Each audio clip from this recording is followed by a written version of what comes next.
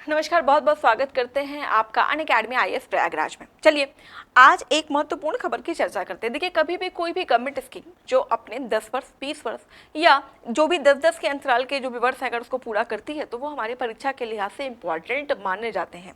दरअसल जब कोई स्कीम अपने 10 साल पूरे करती है तो आपसे ये सवाल पूछे जा सकते हैं कि कितना जो है अगर आने वाले समय में इसी स्कीम को कंटिन्यू करना है तो ये कितनी प्रासंगिक होगी, साथ ही साथ कितना खोया कितना पाया, यानी इससे मूल्यांकन बेस यानी इवैल्यूएशन बेस्ड क्वेश्चन भी आपसे पूछे जा सकते हैं। तो खबर यह है कि प्रधानमंत्री जन धन योजना ने अपने 10 वर्ष पूरे कर लिए। तो चलिए जरा एक बार रिकॉल कर लेते हैं प्रधानमंत्री जन धन योजना को। हिंदुस्तान टाइम्स से खबर हम उठा रहे हैं, प्रधानमंत्री जन धन योजना क्रॉसेस 500 मिलियन मार्क, मतलब 10 वर्षों में लगभग 500 मिलियन का जो मार्क है, जो आंकड़ा उसको प्राप्त कर लिया प्रधानमंत्री जन धन योजना ने।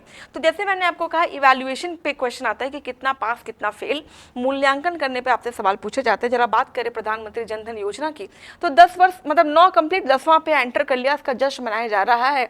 बेसिकली इसको लाया गया था वित्तीय समावेशन के लिए, फाइनेंशियल इंक्लूजन के लिए। इंक्लूजन का मतलब होता है अंतिम व्यक्ति तक कनेक्टिविटी, मतलब जो अंतिम व्यक्ति है उसका भी खाता खुल जाए, वो भी जो है जो संगठित मतलब बैंकिंग प्रणाली वहाँ से जुड़ जाए, इसके लिए जनधन योजना लाई गई थी। देखिए, इस पूरी टैगलाइन का मतलब जो प्रधानमंत्री जनधन योजना है, इसकी टैगलाइन थी मेरा खाता भाग्य विधाता, यानी अगर मेरे पास खाता खुल जाता है तो ये मेरे भाग्य को बदल देगा, मेरे भाग्य में चेंज ला देगा। ऐसा क्यों भाई, मेरा खाता क्यों मेरा भाग्य विधाता है? देखिएगा, हर व्यक्ति को आने वाले समय में या कभी भी जब भी उद्योग की शुरुआत करनी होती है तो उसको चाहिए होता है वित्त यानी पैसा।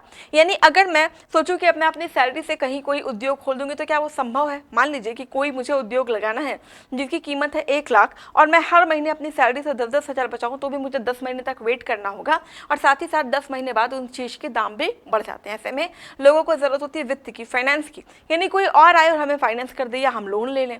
तो लोन लेने के भी 2 तरीके हैं, यानी अगर आप पारंपरिक यानी संगठित क्षेत्र से जुड़े हैं तो आप बैंकिंग प्रणाली के माध्यम से लोन लेंगे। वहीं अगर आपका कोई खाता ही नहीं है तो फिर क्या करेंगे, आप साहूकारों के चपेट में आ जाएंगे, जहां चक्रवृद्धि ब्याज से आपको पे करना होगा। और यही समस्या हो रही थी भारत में असंगठित क्षेत्रों और खासतौर से जो हमारे किसान वर्ग हैं उनको लेते हुए। तो इसके साथ ही साथ ब्लैक मार्केटिंग भी हो रही थी। इन्हीं सब के मद्देनजर 2 बातों पे फोकस करके, एक तो वित्तीय समावेशन हो जाए जिससे सरकार को हर किसी लोगों तक जो है कहीं ना कहीं संगठित रूप में उनको डालना, ऑर्गेनाइज करना, और साथ ही साथ मैटर ये नहीं करता कि आप कितना कमा रहे हैं। मनरेगा ने हमें ये सिखाया कि आप कितना कमाते हैं, कमाने के साथ ये मैटर करता है कि आप कितना बचाते हैं। तो कहाँ बचाओगे? चावल दाल के डब्बे में थोड़ी बचाएंगे। इसके लिए अगर आपका खाता खुल जाएगा तो वहाँ पे आप अपने पैसे को सेव कर सकते हैं।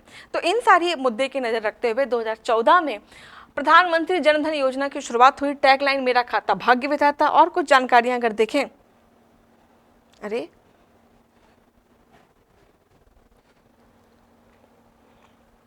तो देखिएगा, वित्तीय समावेशन का मतलब क्या होता है? तो वित्तीय समावेशन का मतलब है कमजोर वर्ग को सस्ती दरों पर वित्तीय सेवाएं और ऋण तक पहुंच सुनिश्चित कराना।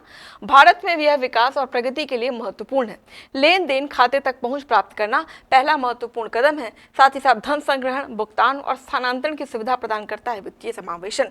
और उसी में प्रधानमंत्री जन धन योजना, जिसमें बात की गई जैम ट्रिनिटी की, जैम मतलब जनधन में आपका खाता, आधार और इसकी कनेक्टिविटी किससे हो जाए?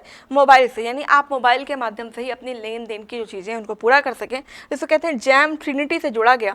तो प्रधानमंत्री जन धन योजना जो दुनिया का सबसे बड़ा वित्तीय समावेशन मिशन है, इसने 9 साल बाद 500 मिलियन से अधिक खातों को जो है पार करके मील का ये पत्थर साबित हुई। लोगों को इन्होंने फाइनेंशियल इंक्लूजन से भी जोड़ा और सच में बना मेरा खाता भाग्य विधाता, यानी भाग्य को इन्होंने बदल दिया।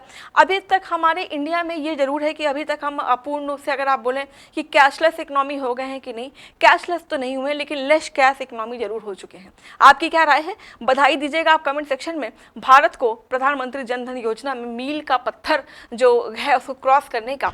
हम अपने सत्र को यहीं पर समाप्त करते, फिर आपसे मिलेंगे किसी विशेष सूचना के साथ। Thank you so much all of you for joining. Have a very nice day ahead.